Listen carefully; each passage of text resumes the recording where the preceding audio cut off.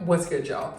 Okay, so I've been wanting to practice yoga every single day, and I just like end up not doing it. You know what I mean? Like some days I'll practice for an hour, some days I'll practice for a couple of hours, sometimes I'll go like a couple days between practicing, and it's just like a thing that happens. But I want to be really consistent with it, and so I want to practice just like one pose every day.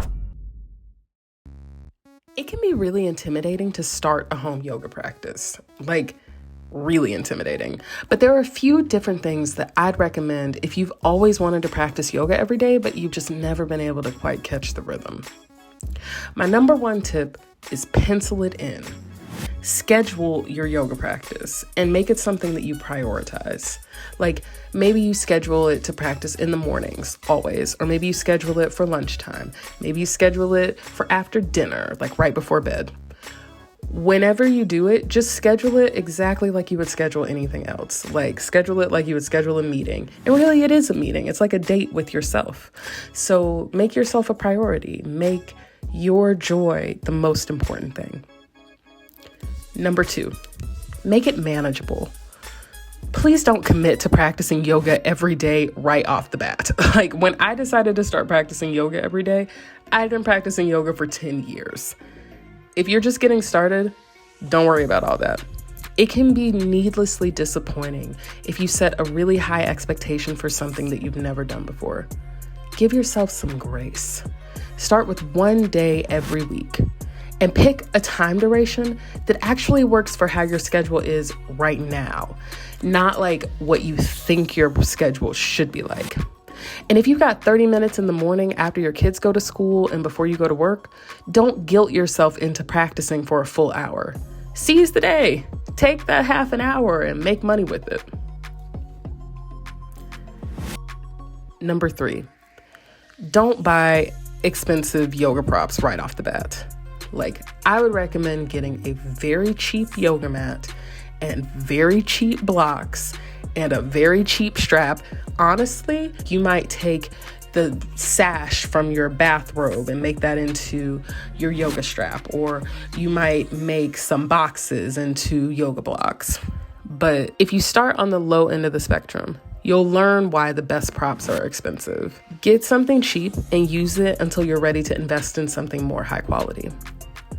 When you do, you'll be able to invest in the products that you really want, instead of spending a bunch of money up front and then hating yourself for not using it enough to make the investment pay off. Number 4, start simple. Maybe you just start with one pose every week, or maybe it's like you do a few poses every few days. But if you keep your practice simple at the start, it'll be a lot easier to maintain in the long run. Number 5, pick something to work on. So like maybe when you were a kid, you always wanted to do a full split or a handstand or a wheel pose. Pick a dream posture and then build your practice off of that. You'll learn how to build the posture from the ground up, and you'll get a much more intimate understanding of how your body really works. Number 6, and this is my favorite thing, lean into your pain.